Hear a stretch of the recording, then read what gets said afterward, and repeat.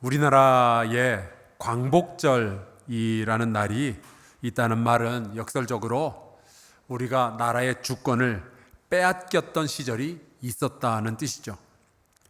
우리나라의 역사 속에는 아시는 바와 같이 말로 다 표현할 수 없는 고통의 시간들이 또 사건들이 있었습니다.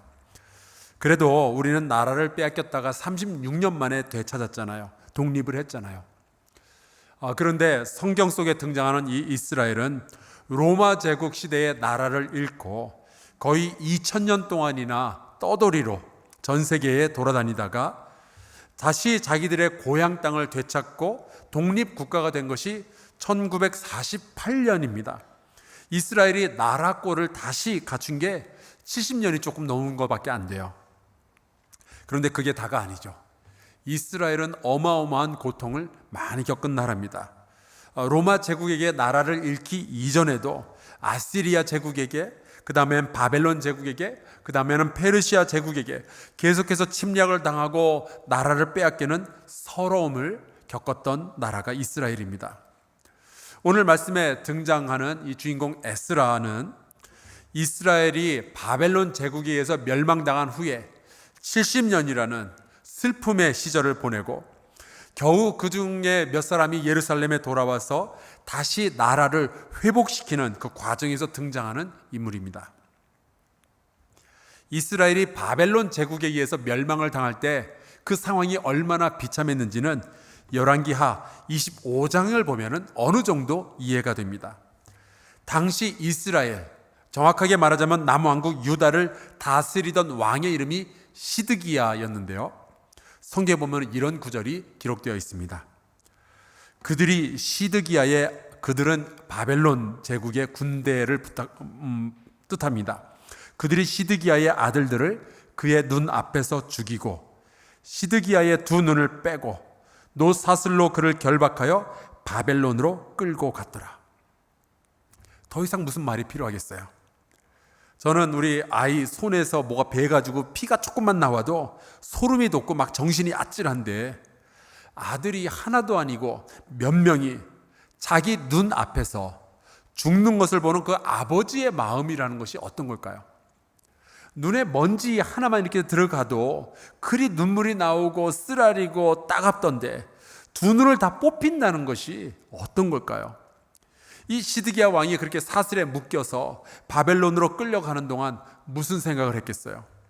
자식들이 눈 앞에서 비참하게 죽는 것을 보면서도 아무것도 할 수 없었던 그 아비로서의 무력감, 분노, 슬픔, 거기에 사슬에 묶여서 끌려가는 수치심까지, 그야말로 인간이 상상할 수 있는 혹은 상상조차 할 수 없는 모든 고통을 이 사람은 다 겪었어요. 왕이 이 정도로 고통을 당했으니 이스라엘 백성들은 또 어떻겠습니까? 이스라엘 백성은 나라가 망한 뒤에 정든 땅, 정든 집, 고향을 떠나서 강제로 바벨론으로 이주하게 되죠. 거기서 온갖 수모를 당하면서 천민의 삶을 살기 시작합니다. 그 상황이 얼마나 힘들었던지 그들의 고통에 대해서 시편 137편에 이렇게 표현을 해놓았어요. 이 이스라엘 백성이 이런 노래를 합니다. 멸망할 딸 바벨론아. 벌써 서슬이 시퍼렇죠. 내가 우리에게 행한 대로 내게 갚는 자가 복이 있으리로다. 이 말인즉슨 바벨론, 니네들도 우리랑 똑같이 고통 좀 받아봤으면 좋겠다. 그런 이야기예요. 정말 한이 서려 있는 노래입니다. 그렇게 말로 다 할 수 없는 고통 속에서 포로 생활 70년을 지나는 동안 전 세계의 역사가 다시 한번 요동을 치게 됩니다. 한쪽 구석에서 페르시아 제국이 등장하고 중동의 패권을 잡으면서 유대인들을 포로로 끌어갔던 이 바벨론 제국이 무너지게 되는 거예요. 시편의 노래 가사처럼 페르시아 군대가 등장을 해서 바벨론 제국을 아주 처참하게 짓밟아 버립니다. 그리고 그 페르시아의 왕 고레스는 거대한 제국을 통치하기 위해서 아주 새로운 정책을 쓰게 되는데 각 민족의 고유한 종교, 그들의 문화를 다 인정해주고 또 포로로 잡아왔던 사람들을 고향으로 다 돌려보내서 자유롭게 살도록 해주죠. 다만 조공은 바쳐라. 아주 영리한 정책이었습니다. 그래서 그 시기에 예루살렘으로 돌아왔던 유대인들이 참 많이 있었는데 그들 가운데 느헤미야라는 사람이 유명합니다. 이 사람은 제사장이나 혹은 선지자가 아닙니다. 레위인도 아니고요. 그냥 페르시아 정부를 위해서 일하던 고위 공무원 유대인이었습니다. 그런데 이 사람은 하나님을 잘 믿는 사람이었고 자기 백성을 사랑하고 또 이스라엘 민족의 회복을 꿈꾸는 사람이었어요.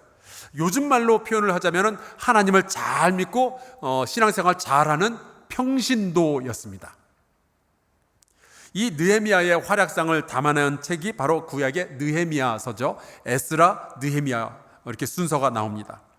이 사람과 함께 이 사람이 예루살렘에 와서 무너져 있던 예루살렘 성벽, 성문 이런 것들을 다 다시 건축하게 되는데 이 사람과 함께 무너져버린 예루살렘 성전을 다시 건축한 사람이 있었습니다. 그 일을 담당했던 사람의 이름이 스룹바벨이라는 사람이죠. 저는 이 말씀들을 읽어보면서 그런 생각을 합니다. 여러분, 우리 시대가 많이 어려워졌다고 하는데, 영적으로 무뎌졌다고 하는데, 이 시대의 교회가 무너진다고 하는데, 여러분, 이럴 때 우리 나라가 또 우리 대한민국 교회가 잘 되기 위해서는 이런 신실한 평신도들이 많이 등장을 해야 합니다. 그래서 제가 축복합니다. 여러분 가운데 느헤미야와 스룹바벨과 같은 이들이 많이 세워지게 되기를 주의 이름으로 축원합니다. 우리의 자녀 세대가 하나님의 말씀으로 잘 양육되고 믿음이 잘 성장해서 정말 실력도 있으면서 하나님을 사랑하고 이웃도 사랑하는 정치인, 경제인, 군인, 연예인, 철학자, 과학자들이 되어지기를 주의 이름으로 축원합니다. 많은 평신도 리더들이 우리 한국교회 안에 등장해야만 해요.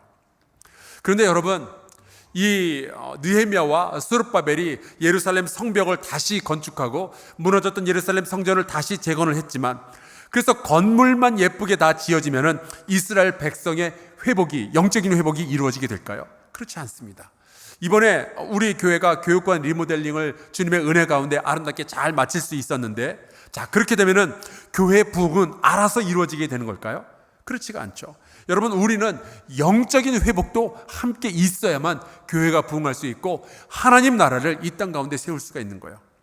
요즘 우리나라가 참 잘 살게 되었다고 많은 사람들이 이야기를 합니다. 비행기를 타서 인천공항에 내려다보면 전 세계에서 가장 멋지고 큰 공항이 인천공항이더라고요. 도로도 너무 잘 되어 있고, 가끔 그 한강변을 자동차를 타고 달리다 보면은 한국이 언제부터 이렇게 멋있는 나라가 되었나 감탄이 터져 나옵니다. 그래서 여러분, 모든 시설들이 다 잘 갖추어져 있으면은, 한국 사람들의 돈이 조금 풍성해지면은, 그러면 한국은 자동적으로 행복한 나라, 잘 사는 나라가 되는 걸까요? 그렇지 않습니다. 건물이 아무리 멋있고 돈이 풍부해져도요, 여러분, 영적인 세계가 무너져 있고 하나님과의 관계가 끊어져 있으면은 우리는 아무것도 아닌 거예요. 우리 젊은이들 한번 보세요. 요즘 우리나라가 부강해지고 있을수록 왠지 공정성이 사라지고 있다는 불평을 하고 있잖아요. 결혼도 안 하고 자식도 안 낳는 아이들이 얼마나 많이 있는지 몰라요. 나라가 괜찮아지는 것 같은데 자기들의 삶은 안 좋아지고 있다라고 느끼는 거죠. 상대적 박탈감 때문에 분노하는 사람들이 우리 백성들 가운데 얼마나 많이 있는지 모릅니다. 이제는 이게 하다 못해서 자꾸만 마약이 한국 땅으로 들어오기 시작했어요. 이거 어떡해요? 가정은 어떨까요? 부모가 돈이 참 많고 집이 커지고 차가 좋아지면 자녀들이 자동적으로 행복해집니까? 그렇지 않아요. 여러분, 영적인 회복이 없으면 아무리 나라가 부강해져도, 아무리 집에 돈이 많아도, 여러분, 우리의 인생은 슬픔과 한숨 그리고 허무밖에 없는 거예요.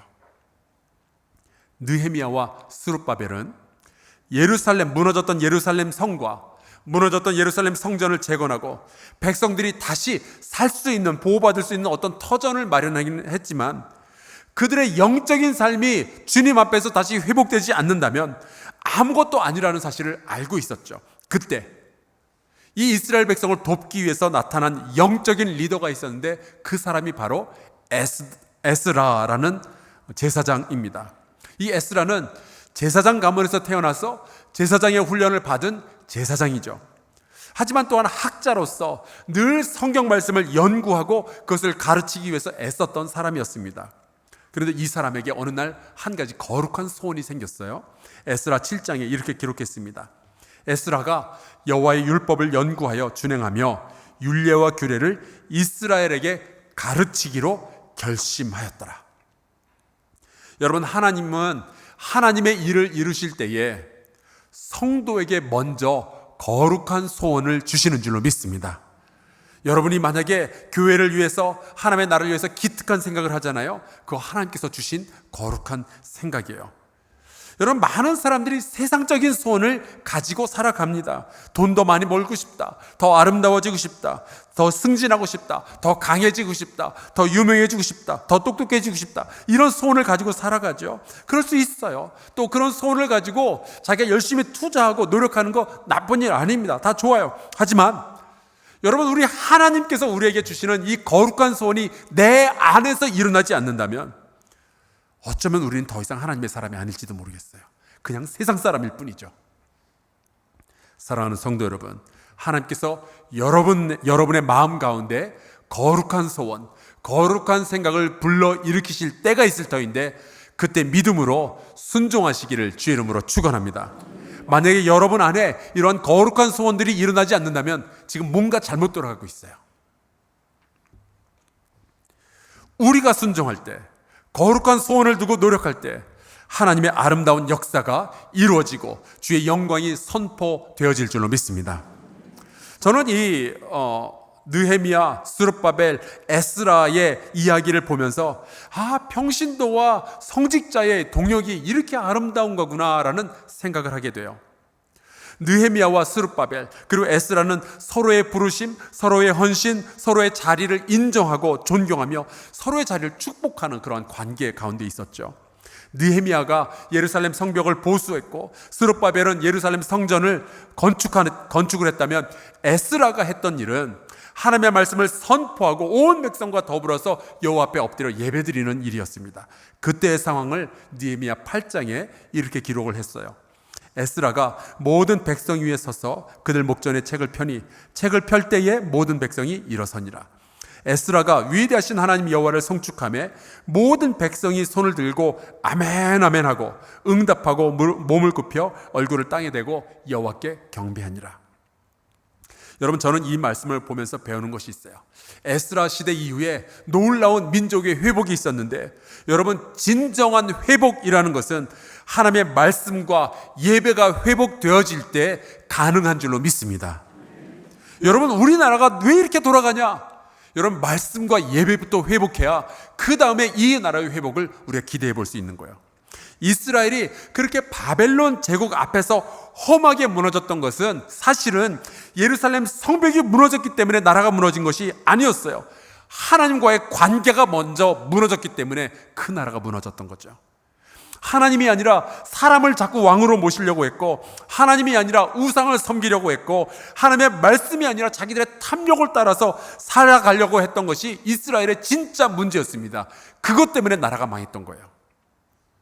그래서 에스라는 다시 한번 하나님의 말씀을 선포하며 백성과 함께 주 앞에 엎드려 예배드리는 일부터 시작을 하는 거죠.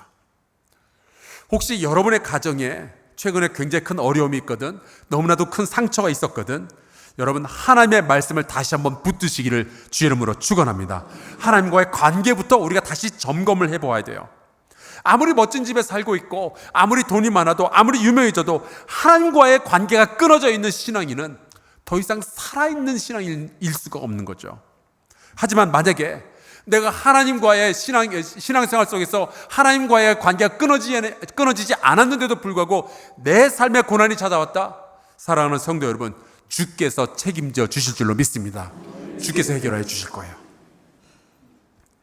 이 에스라가 어떻게 절망 가운데 빠져 있었던, 죄악 가운데 빠져 있었던 이 이스라엘 백성의 영적 상태를 회복시키고 이 백성에게 하나님의 소망을 불어넣었는지를 가르쳐주는 책이 바로 오늘 우리가 함께 읽은 이 에스라서라는 책입니다. 이 에스라는 인정받는 제사장이요, 권위를 가진 학자요, 사랑을 가지고 이스라엘 백성을 살펴보는 그 제사장으로서 이스라엘의 정치, 종교, 사회, 문화, 그 모든 방면에 있어서 이제 개혁을 시작합니다. 그런데 막상 개혁을 시작하려고 했는데 이스라엘 백성에게 너무나도 큰 문제가 하나 있었어요. 하나님의 말씀을 거역했던 겁없는 백성들, 겁없는 리더들이 그 나라에 있었던 겁니다. 에스라 9장 1절 2절 제가 읽겠습니다. 이 일 후에 방백들이 내게 나와 이르되 이스라엘 백성과 제사장들과 레위 사람들이 이 땅 백성들에게서 떠나지 아니하고 가나안 사람들과 헷 사람들과 브리스 사람들과 여부스 사람들과 암몬 사람들과 모압 사람들과 애굽 사람들과 아모리 사람들의 가증한 일을 행하여, 이 사람들은 하나님의 백성이었는데 이방인들과 다를 바 없는 삶을 살았다는 거예요. 가증한 일들을 하겠습니다. 그 가증한 일들 가운데 무엇이 있었는가? 그들 그 이방 민족들의 딸을 맞이하여 아내와 며느리로 삼아 거룩한 자손이 그 지방 사람들과 서로 섞이게 하는데 방백들과 고관들이 이 죄에 더욱 으뜸이 되었다 하는지라. 그 나라의 리더들이 오히려 앞장서서 이 모든 죄악들을 저질렀던 거예요. 하나님의 백성이 하나님 앞에서 순수함을 지키기 위해서 애를 쓰기는커녕 오히려 이방인들의 문화를 받아들였다가 나라가 망하게 된 거죠.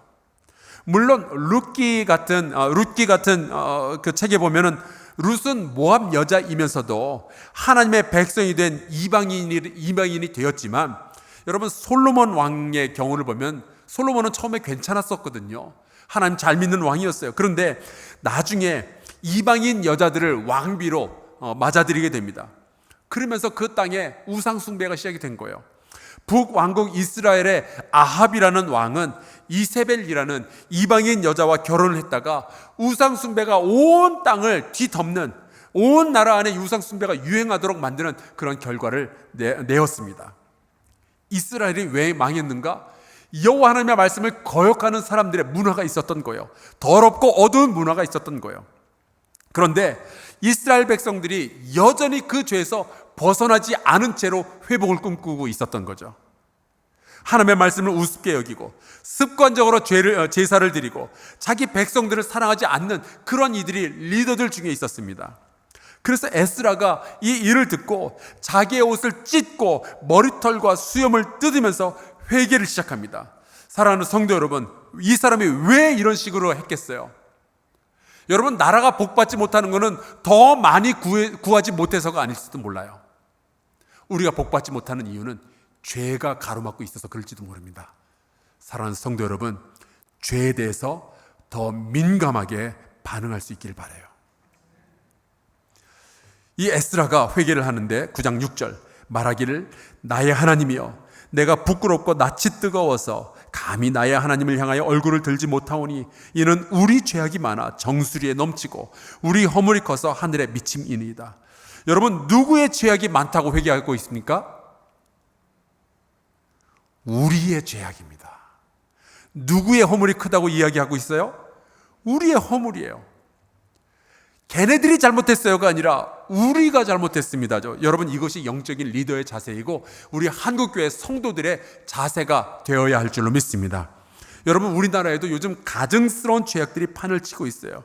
그렇게 나라가 막 이상하게 돌아가거든 이건 진보 진영에서 잘못했다고, 이건 보수 진영에서 잘못했다고, 이건 젊은이들이 잘못한 거라고 그렇게 말할 것이 아니라 우리가 잘못했다고 회개하는 목소리가 우리의 입술에서 터져 나와야 우리나라가 살게 될 줄로 믿습니다. 우리가 잘못한 거예요. 죄가 하나도 없어서 누군가에게 마음대로 돌을 던질 만한 권리를 세상에 누가 가지고 있겠어요?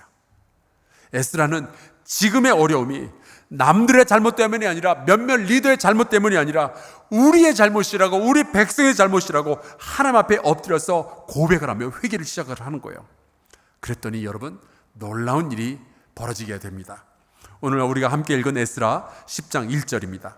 에스라가 하나님의 성전 앞에 엎드려 울며 기도하여 죄를 자복할 때에 보세요, 많은 백성이 크게 통곡하며 이스라엘 중에서 백성의 남녀와 어린아이의 큰 무리가 그 앞에 모인지라.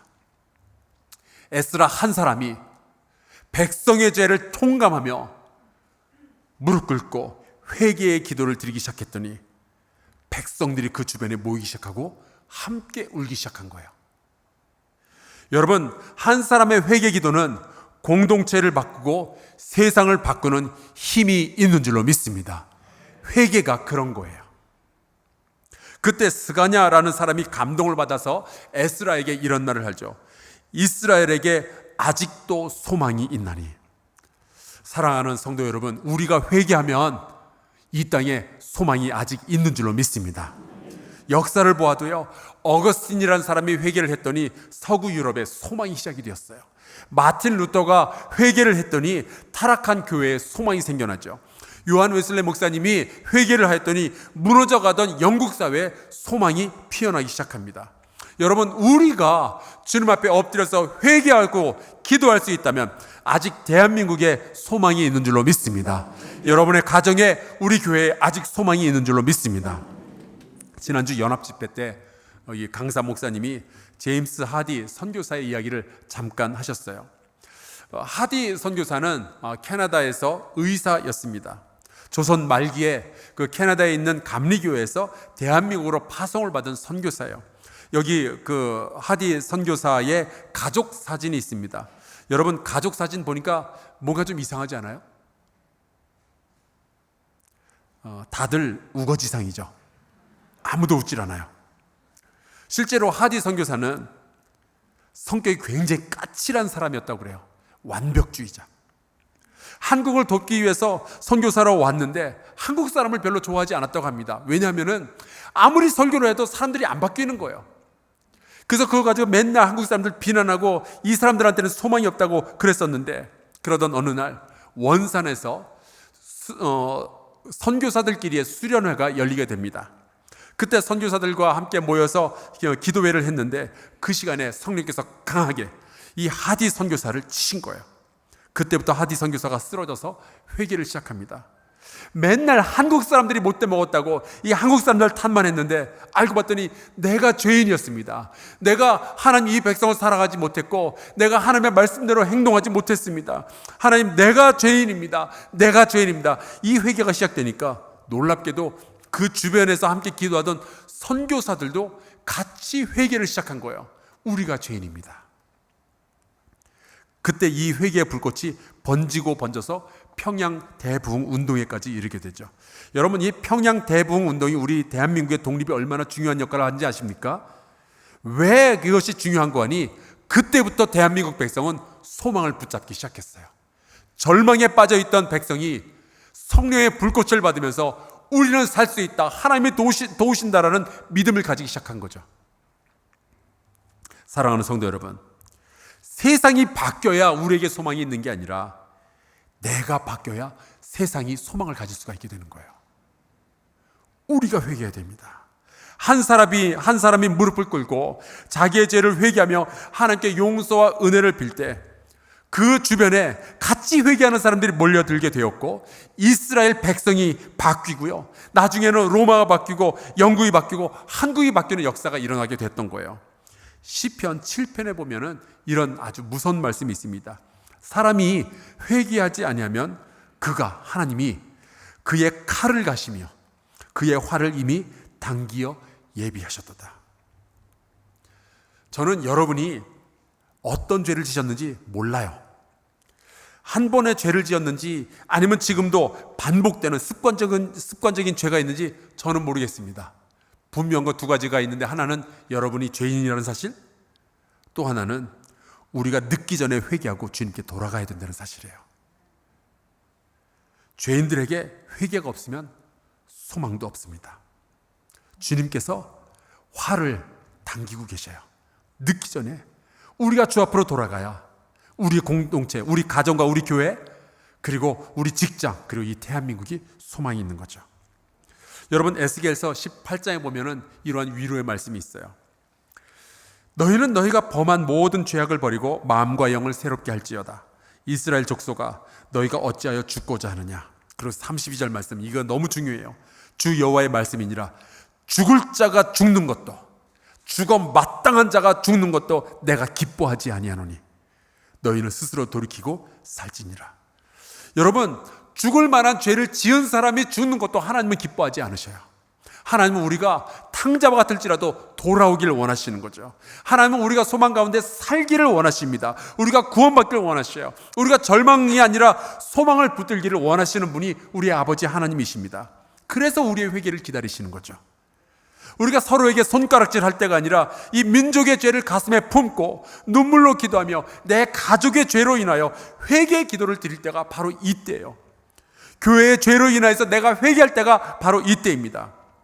여러분, 에스라 한 사람의 눈물의 기도, 그의 회개 기도가 이스라엘의 역사를 바꾸어 놓았어요. 여기에서 배우게 되죠. 여러분, 회개의 눈물은 공동체를 바꾸고 우리의 나라를 바꾸는 힘이 있습니다. 하나님께서 은혜를 베풀어 주실 거예요. 회개함으로 우리의 가정과 이 세상에 소망의 새로운 역사를 시작하는 저와 여러분 될 수 있기를 주 예수 그리스도의 이름으로 축원합니다. 우리 함께 찬송가 419장 부른 뒤에 좀 같이 기도했으면 좋겠어요. 우리 찬양단 앞으로 좀 나오시고요. 가사가 이렇게 되죠. 주 날개 및 내가 편안히 쉬네. 주 날개 및 나의 피난처 되니. 여러분, 주님을 떠나서는 우리가 소망을 가질 방법이 없습니다. 우리가 회개할 때에 주님의 날개 안으로 들어갈 때 그제서야 이 땅에 소망이 있는 거죠. 우리 같이 찬송하고 잠시 기도하도록 하겠습니다.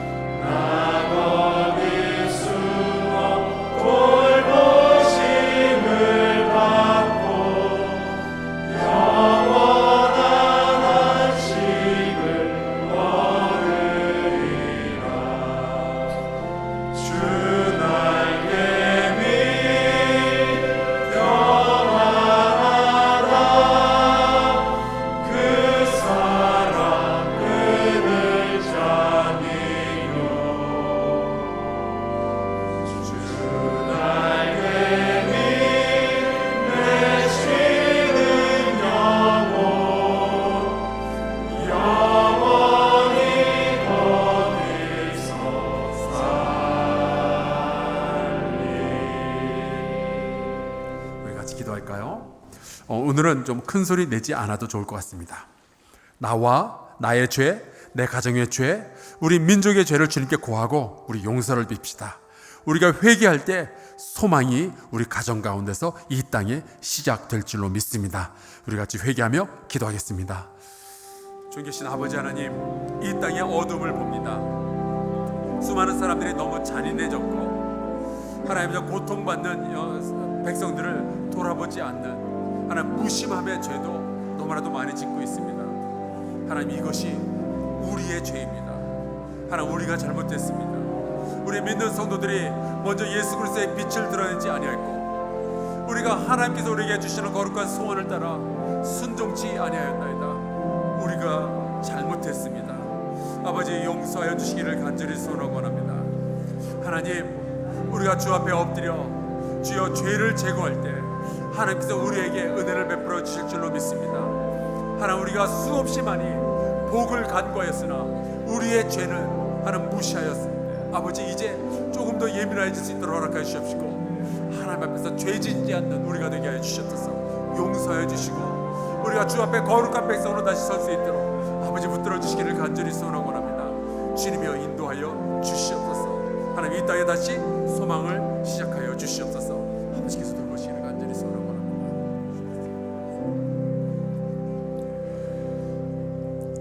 하나님 아버지, 감사합니다. 이 대한민국의 독립을 주시고 전쟁의 비극을 지나며 이제 풍요로운 세상을 허락하여 주시니 감사드립니다. 그러나 이제 수많은 백성이 주님의 품을 떠나가는 것을 보며 주 앞에 머리 숙여 간구합니다. 풍요와 안전함에 취해서 하나님을 거역하는 우리 모습을 보며 주 앞에 회개합니다. 우리의 부족함과 우리의 죄의 많음을 회개하오니 주여 이 땅의 죄를 용서하여 주시옵소서. 우리의 잘못들이 더 큰 비극을 만들기 전에, 주님의 화살이 대한민국을 꿰뚫기 전에 한국교회가 먼저 주 앞에 엎드리게 하시고 이 시대의 절망을 소망으로 바꾸는 기도를 시작하게 하여 주시옵소서. 주님은 우리를 사랑하시며 우리가 회복되기를 원하시는 아버지이신 줄로 믿습니다. 우리의 가정과 우리의 일터와 대한민국이 살아나도록 아버지 도와주시옵소서. 예수 그리스도의 이름으로 기도하옵나이다. 아멘.